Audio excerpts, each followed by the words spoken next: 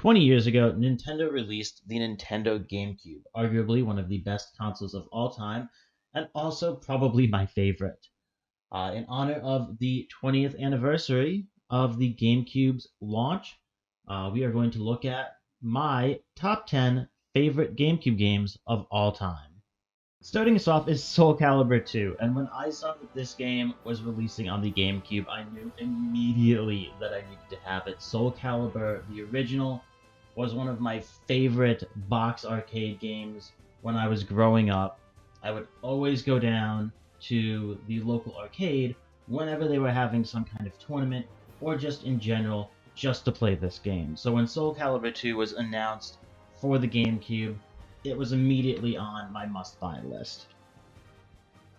It released with way more than I could have ever anticipated. Not only did it come with the Soulcalibur normal, like really crazy roster of awesome characters with a variety of really unique and interesting and diverse weapons, but it released with Weapon Master mode, which was just such an amazing addition for this game, allowing you to explore an entire game map, each area with the different challenges, battles, and even dungeons, as well as really feeding into a really good gameplay loop with earning money, ranking up, and being able to use that to buy new costumes and new weapons that you could then use in Weapon Master mode and extra arcade team battle versus.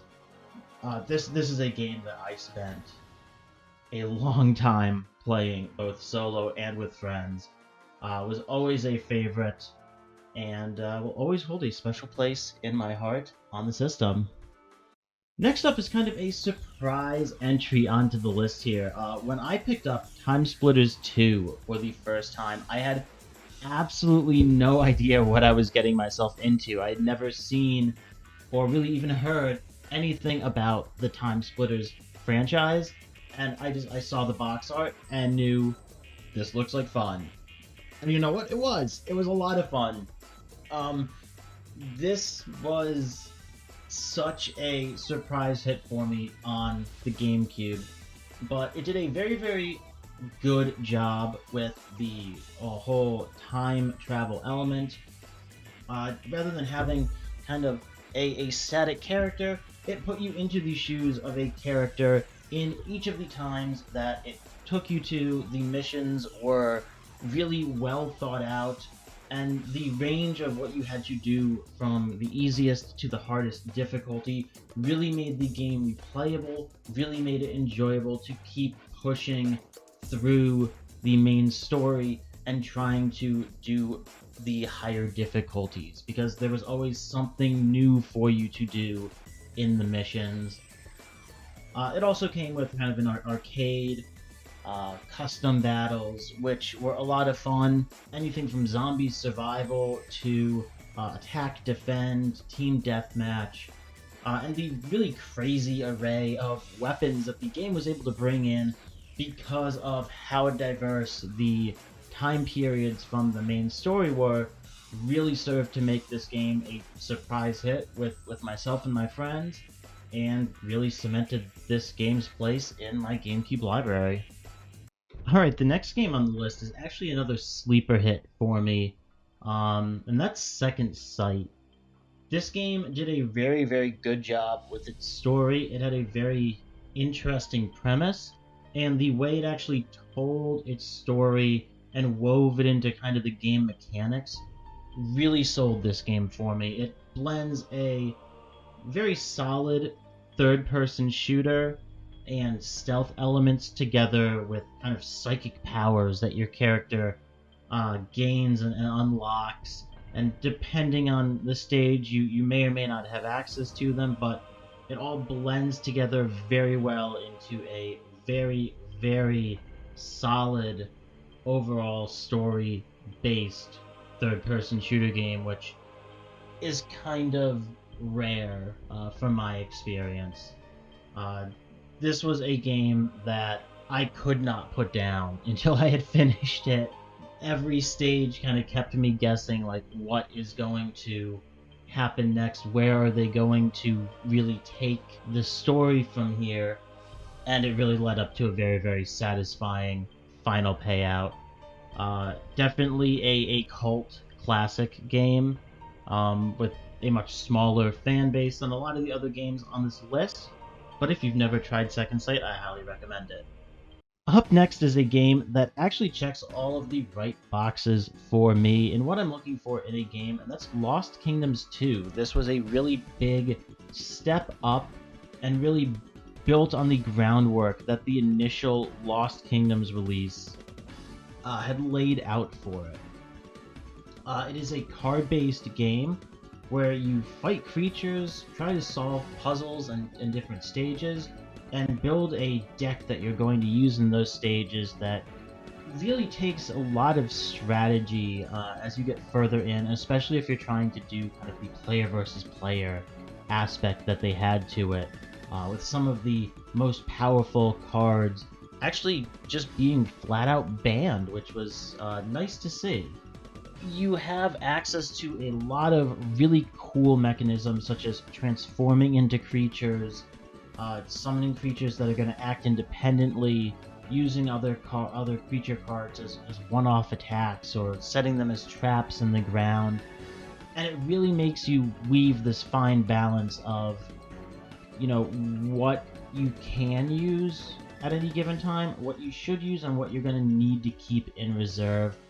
Generally, stages are capped off by a big boss fight against a really big, cool creature, and depending on how you did in the stage, based on how many cards you used from your deck, how much health you had, and how long it took, you get to draw cards at the end of a stage with a chance to pull that really big boss creature to add it to your deck and really beef up its power.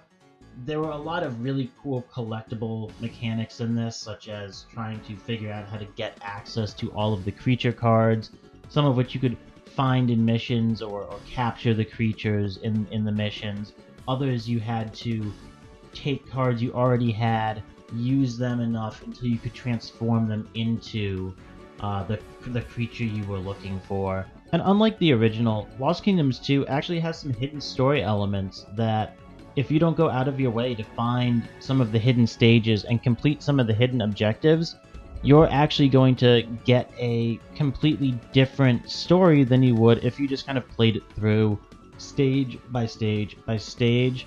And that was something the first game was really missing. So all of those aspects kind of combined are what land Lost Kingdoms 2 in the 7th spot on my list. The next game on the list is one that has been near and dear to my heart ever since I first picked it up, and that is Mirra Pro BMX 2. And if you've ever played Tony Hawk's Pro Skater, you would know exactly what makes this game so great, because this is basically that game, but on a BMX bike. This game has so many really cool, interesting, and well-designed levels that are just tailored towards being able to create some really awesome lines with a BMX bike. It has a very wide depth of characters that you can play as well, a wide variety of different professional BMX athletes such as Dave Mirra, Tim Mirra, Ryan Nyquist, as well as the hilarious sponsored Slim Jim Man in the game, each with their own variety of bikes and tricks that they can do. As you complete the levels and the different difficulties, there are a lot of different unlockables, from costumes to additional tricks that you can unlock that the riders can do. And what really made this game special for me, on top of just the amazing career mode and the tournaments that you can do to try to get the best cumulative average between your first and second run to get the high score to win a tournament on each stage, is all of the extra game modes that the game has.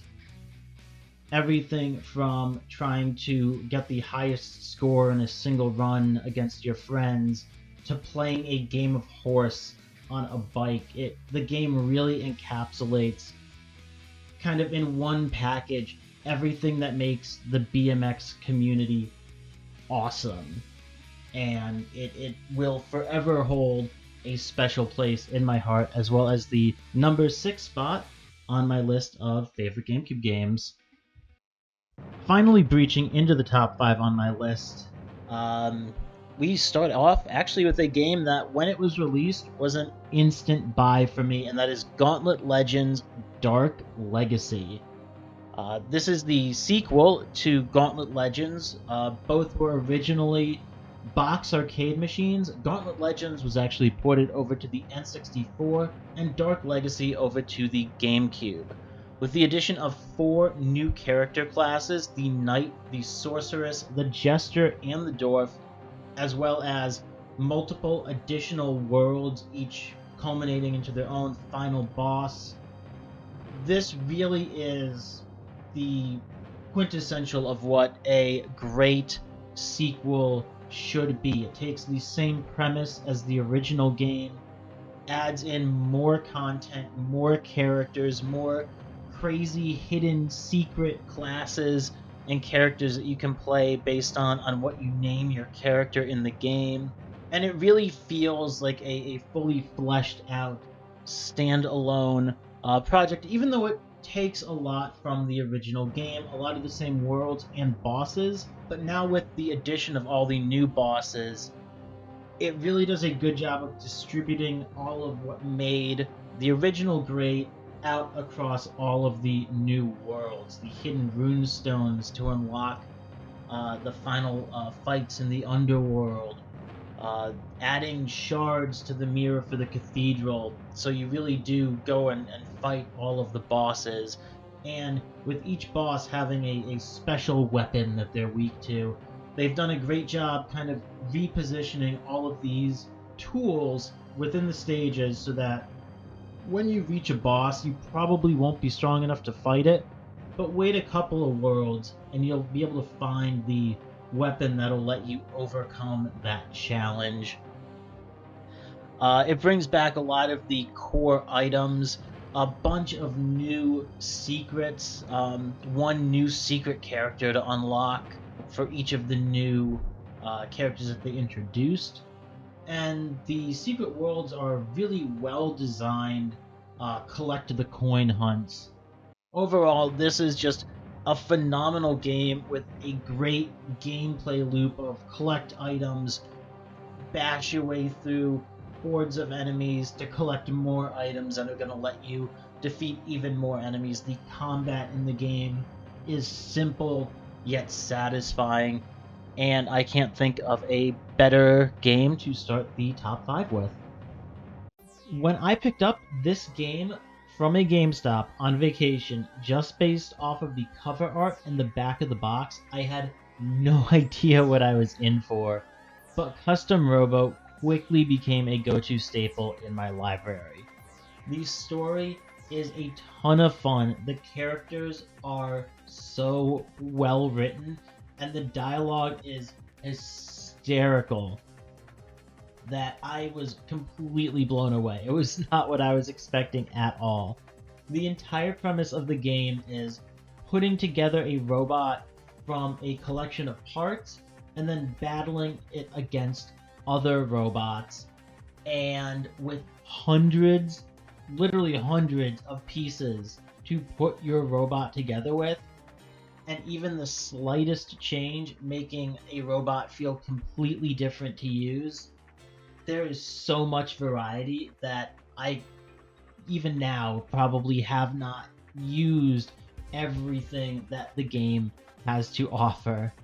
The game also offers a couple of different perspectives to play it in, and after you beat the game the first time, you unlock first-person mode, which for me really amped up the experience and made me love the game just even more, because playing through the game a second time from a first-person perspective where I can't see the entire battlefield and can't see exactly what's happening around me, it was the quintessential build your own Gundam game that they just never made for Gundam, and it is easily one of the best fighting games for the GameCube.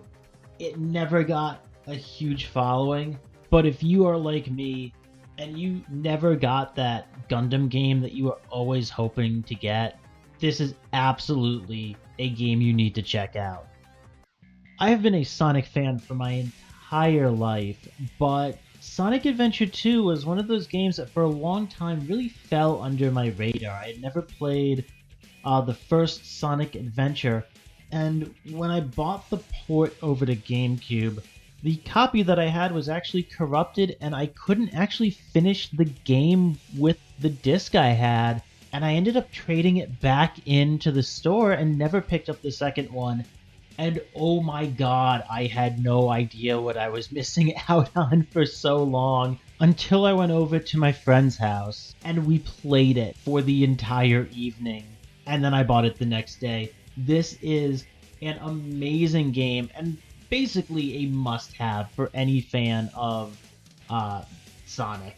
And just no questions asked. The different types of mission, from running as Sonic or Shadow in the traditional, gotta go fast Sonic gameplay, to controlling Eggman or Tails in their mechs, to even the Emerald hunting stages as Knuckles and Rouge. Each one of them is so different and so unique that it really brings a completely new type of gameplay to Sonic, especially for the time when it came out.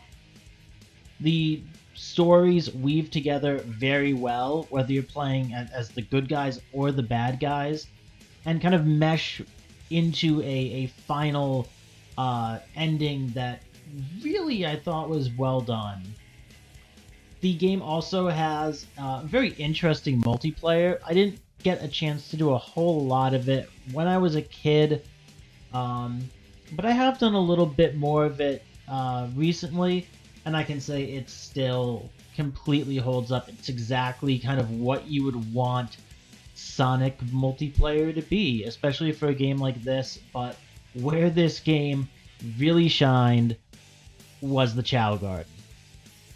I found the Chow Garden, and then I put hundreds and hundreds of hours into my Chow Garden, whether it was going out into the stages to collect power-ups for the Chow or animals to give to them, or just rings so I could buy more things from the shop, running the Chow in the races and the karate mini games, or just sitting there in the Chow Gardens watching the Chow grow up, putting them through the Chow school.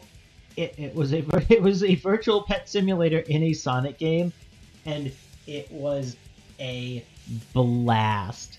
I can't believe they haven't taken the Chow Garden and put it into more modern Sonic games, because it was easily the best part of this one. It's part of what made this game so iconic, and it just blows my mind that they've never brought it back. But I will always go back to this game for it.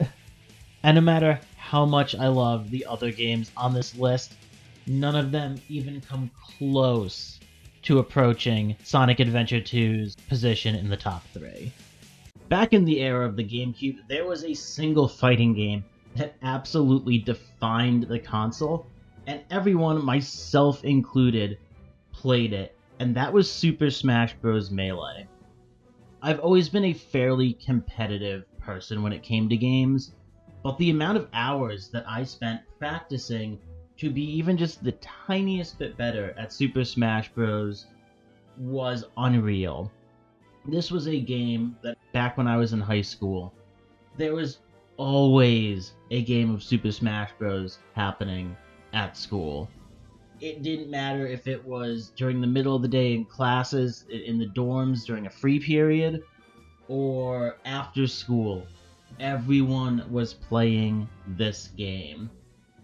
Super Smash Bros. Really was just this perfect blend of being able to play as your favorite character from so many other games, very simple and accessible controls, but taking so much skill and effort to really master all of the tricks that it had to offer. whether intentional or otherwise. There was some truly toxic strategies that you could use in that game. But unlike so many other fighting games, it didn't ruin kind of the fun and the magic of the game. The amount of characters that you could play as was, especially for the time, amazing. The hidden characters were straightforward yet challenging to unlock. And the didn't have a real story mode in the game, but the adventure mode that it did offer was this amazing blend of being able to play through different famous locations of other, at the time, Nintendo IPs, and it just made for a really, really cool, fun experience. This is a game that I have such fond memories of, and even now, with the release of so many follow-ups like Brawl and such, it is still, in my opinion, the pinnacle of the Super Smash Bros. Franchise. No matter how many new characters they add in, no matter how many new stages they add in, every Smash Bros. Game moving forward forever will have to try and live up to the sheer polish and perfection that Smash Bros. Melee presented to us. There is not another game on the GameCube that I can think of that is better than Super Smash Bros. Melee, other than one. Alright, before we jump into the number one game on the list, I do have a couple of honorable mentions that I want to do. Games that almost made the list, but didn't quite beat out what we currently have. And the first one of the honorable mentions, I do have two, is Def Jam Fight for New York. This was really, really close to making the list in lieu of Soulcalibur II, but Soulcalibur II was a game that I spent a lot more time playing with my friends as well as just solo. The story mode for Fight for New York was much better, I felt, than Soulcalibur II's, but there was just always something magical about Soulcalibur II that did let it beat out Def Jam Fight for New York on the list. This is one of the most absurd fighting games I think I have ever played. It is exactly what you would want all of the WWE games to be if the WWE games didn't try to pretend to be, you know, E-rated fighting games. It is basically a fighting game with all of the absurd grapples and throws and strikes and submissions. A lot of really, really cool, diverse stages that all really drastically feel like they change how you actually have to approach a fight. A lot of different fighting styles that, depending on the order you take them, and which ones you take, can unlock extra hidden move lists for your character to have. And the game is literally just a bunch of famous rappers beating the living hell out of each other. And it's just absolutely hysterical. There are so many different types of game modes, like throwing people out of a window or fighting in a ring of fire, that would feel like they would be so at home in the Attitude Era WWE games that were just always kept super tame. And just like in any good wrestling game, all of the characters have their own signature finishing move that is just about as over the top and ridiculous as you could possibly imagine.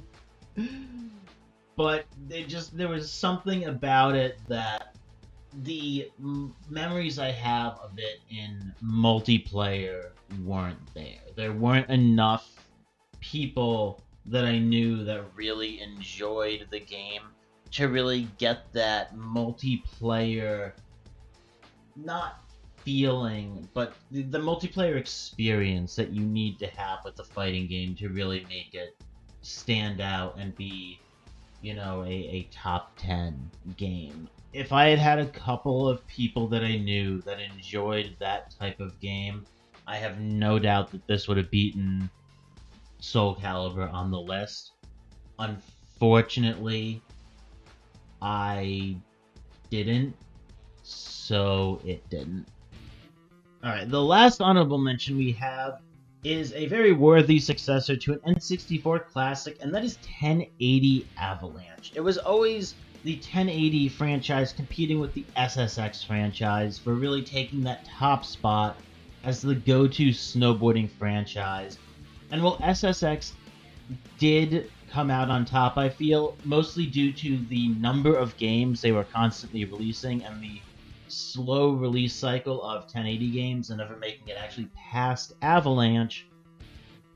This was a game that I heard about it probably about a month before it came out, and I was there at the store release evening to pick up the game, and it was everything I hoped it would be. It does not lack at all. It has a great collection of stages. It has some really, really cool, fun modes that you would come to expect from a 1080 game. The progressively difficult, more difficult racing arcade mode with progressively more tracks that are more challenging.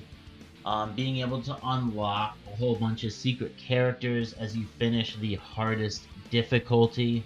Adding in these really cool challenge races at the end of each of the arcade playthroughs, having the trick attack in a park setting, a half pipe, the big air, having this really cool mechanism to kind of assist people in finding all of the hidden paths on a course, where they would put coins scattered around each of the levels if you were just doing a time trial, and collecting those is what you would use to unlock additional boards and such.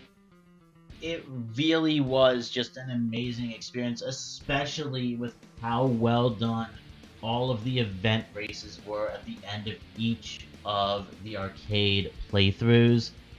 The environmental hazard taking over the need to beat another racer was such a phenomenal idea that I have not seen done in any other kind of extreme sports game, and it was done so expertly.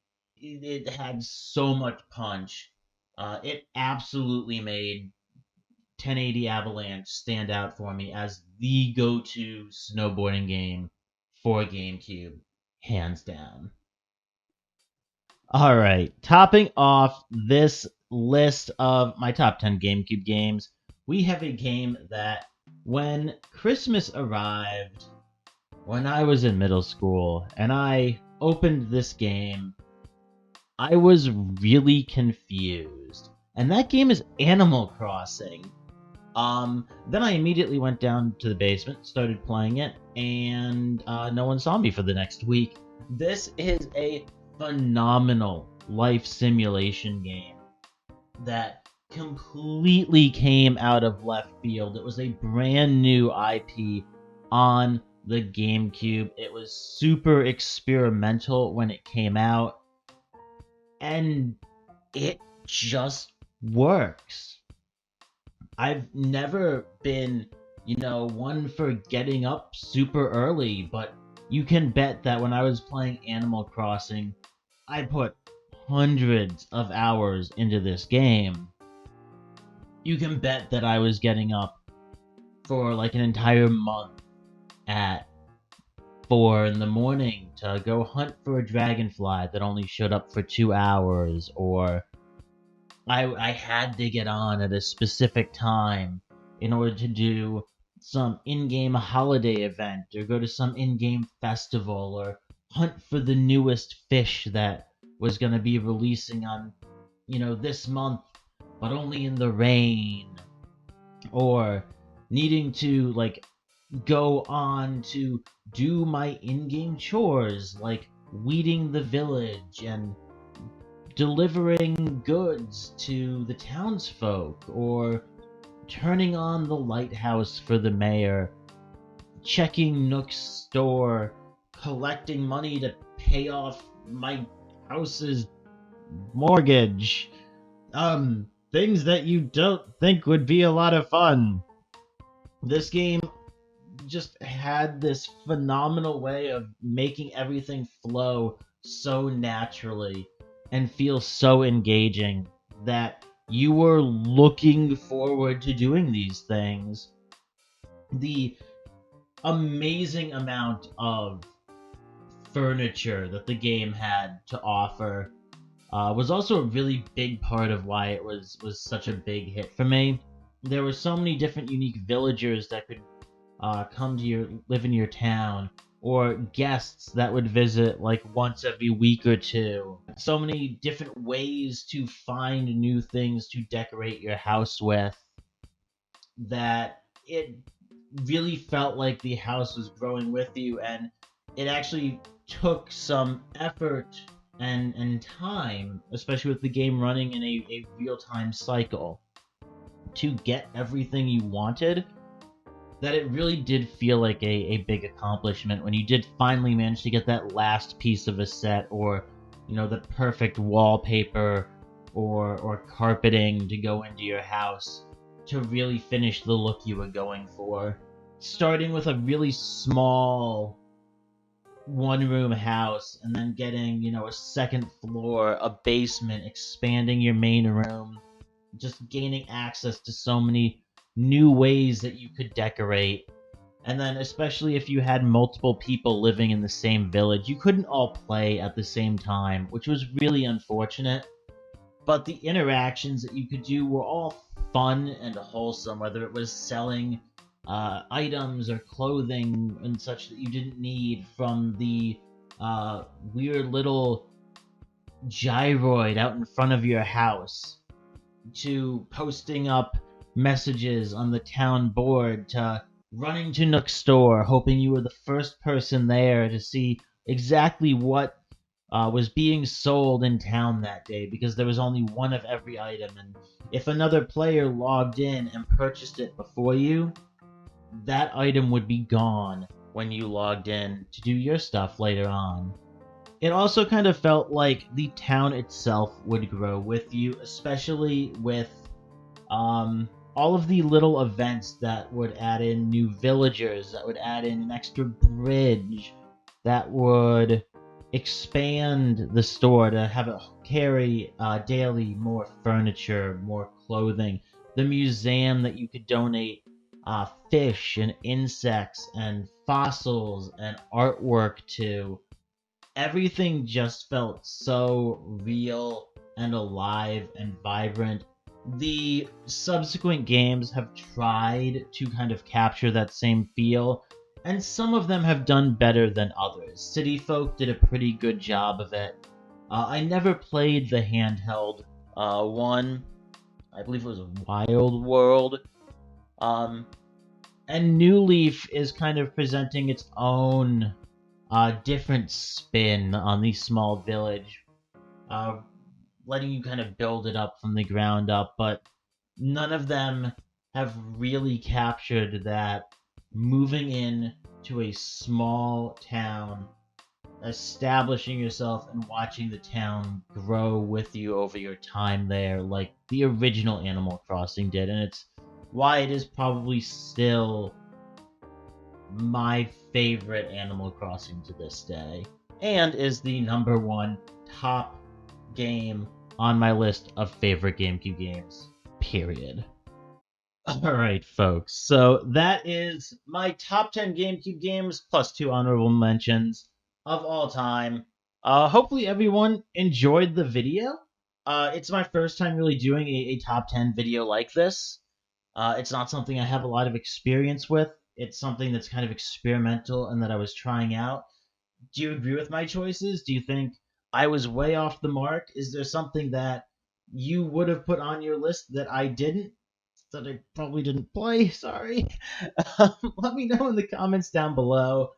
Leave a like on the video if you enjoyed it, and do consider subscribing to the channel.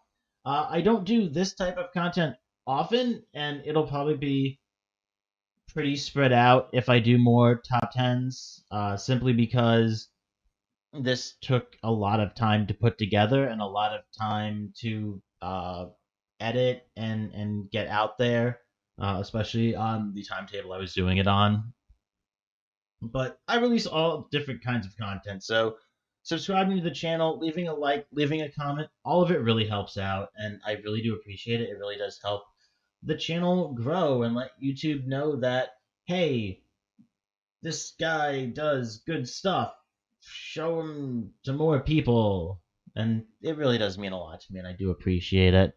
But yeah, folks, I will see you next time. Hopefully, I think this will be coming out on New Year's Eve, so stay safe, have fun, and I'll see everyone in 2022.